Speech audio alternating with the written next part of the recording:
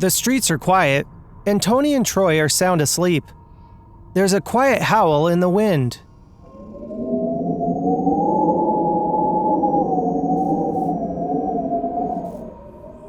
Troy is in a deep sleep, but Toni wakes up, dripping in sweat, startled, and scared out of her mind. Her movement and sudden reactions wake up Troy. "What's going on, Toni?" "I think I just had a nightmare." "It's still early in the night. Go back to sleep." Troy lays his head back down and goes back to sleep.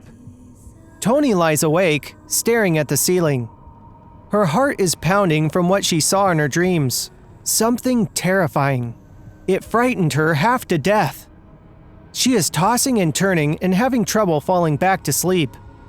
She decides to start to count to herself so she doesn't wake up Troy. There's something strange going on in the air.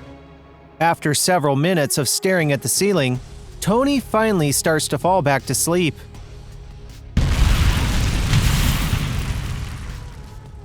Toni and Troy both wake up in a panic. What was that?" "I don't know. I think it's coming from downstairs."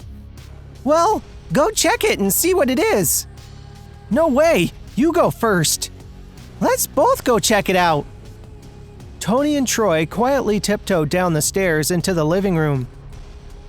"I don't see anything." "Where's Dad? That loud noise had to wake him up." The loud noise startles Toni and Troy again. "It's coming from outside." They walk up to the front door and open it. There is a gang of people throwing fruits and trash at Toni and Troy's house. What's going on? As soon as the mob sees the door open, they rush towards it. "Close the door! Close it! They're going to come after us!" Troy quickly closes the door. They are still outside banging at the door. "We gotta do something, or else they'll break the door."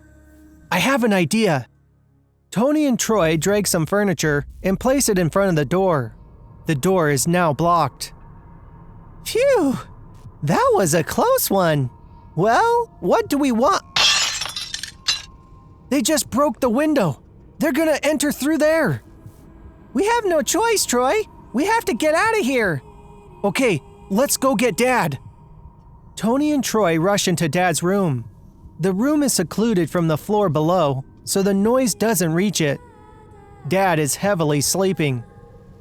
"Dad, wake up! We have to get out of here." However, Dad is still sleeping quite heavily.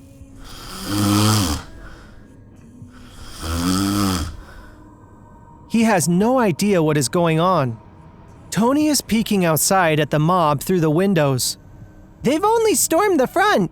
The backyard is clear. We can escape from there. But we have to hurry before they surround us." Troy is still trying to wake up his dad. "Come on, Troy! This is our last chance!" "I can't leave Dad." "Well, we have to go! Troy, it's now or never!" Troy stays silent as he doesn't know what to do. Toni finally decides to escape and run away. She runs as far from the house as she can. She ends up in the downtown streets.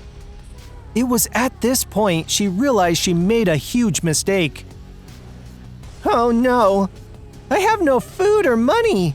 I can't go back to the house because it's like surrounded, and I left my family! What have I done?" She slowly sits back on the ground, regretting her decision. "I left Troy there. I can't go back home and face him after I abandoned him." Toni is sitting on the side of the road crying. She is very upset. "Hey, what's the matter? Why are you crying?" "I'm sorry. I'm just having a horrible day." "That's all right. What's your name?" "I'm Toni." "Nice to meet you, Toni. My name is John.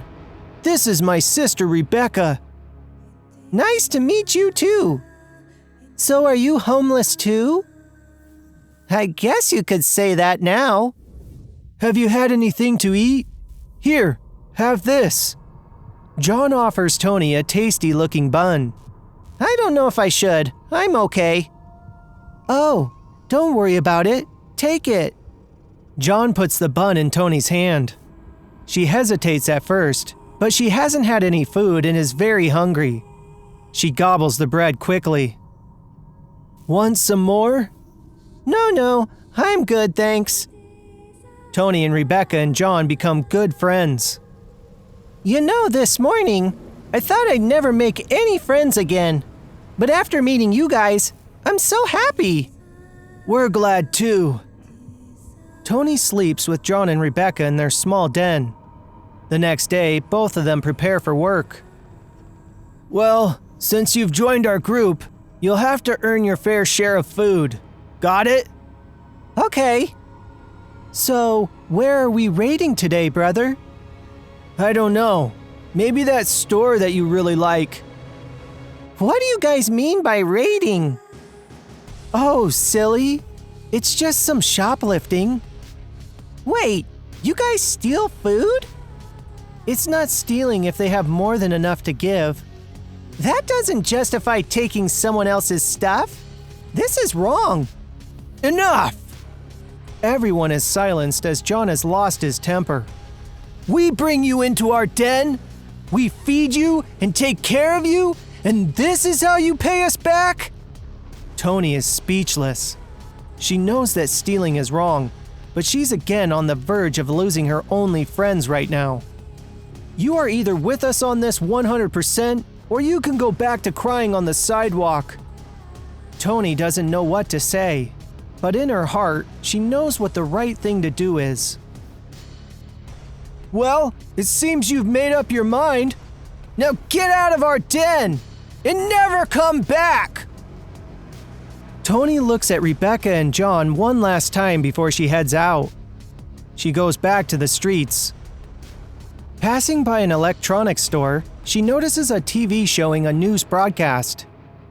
We are live here as we see the mob has surrounded the house completely. They are stoning the place. Oh, what is this? Some of the angry mob has begun to light newspapers with fire. Are they attempting to burn the house down? What is bzz bzz? Someone changes the channel, and Toni can't figure out what to make of it. She walks over to the side of the road and sits on the sidewalk. I can't go back. What will Troy think of me? I've managed to sever ties with Rebecca and John as well. Did I do the right thing? What is happening with my life? This is like a nightmare. Toni lies down on the sidewalk. The sun soon sets and it's nighttime. She spends the entire night on the cold concrete alone, sad and hungry. She was very miserable. Toni wakes up the next day, not sure what to do with her life. She slowly walks towards the market. On the way, she notices a huge truck that is unloading all the food to a store. The truck is full of baked goods and treats. Toni's stomach begins to growl in hunger. No, I can't stoop this low. I won't be a thief. But the man who is unloading the food enters the store. The truck door is left open. The rich smell from the truck is very inviting to Toni. Okay, just one thing. I'll grab just one thing, and then I'm out. Toni slowly tiptoes to the truck door. She leans in, grabs a hot bun, and begins eating it. The overwhelming flavor is too much for her taste buds. She can't stop herself, and she grabs another one. She notices a man standing behind her. You're gonna have to pay for that, you know. Please, I have no money or anything. Come here, you thief. Toni begins running for her life. The man is chasing after her. She sneaks into the park and loses him. The man, confused and dazed, returns to his truck. Toni breathes a sigh of relief. What am I going to do now? I have no idea. Toni sits on a park bench and watches everyone around her. A small kid runs up to his mother. Mommy, help me! That dog is coming! Don't worry, dear. You should always face your fears instead of running from them. The dog comes close to the kid and growls at him. The kid slowly places his hand on the dog and pats him. The dog changes its behavior completely and begins licking the kid. See? It's a scary thing to do, but once you face your fears, everything can be solved. Toni watches in awe as she finally figures out what she needs to do.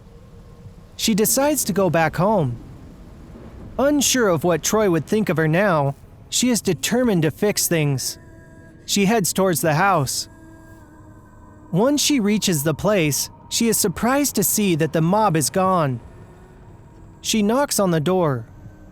The door opens and a bright light flashes in Toni's face. Everything becomes a blur after that. Toni suddenly sees the ceiling above her. She sits up and realizes it was all a dream. Another nightmare? No, a powerful dream. If you like our videos, don't forget to subscribe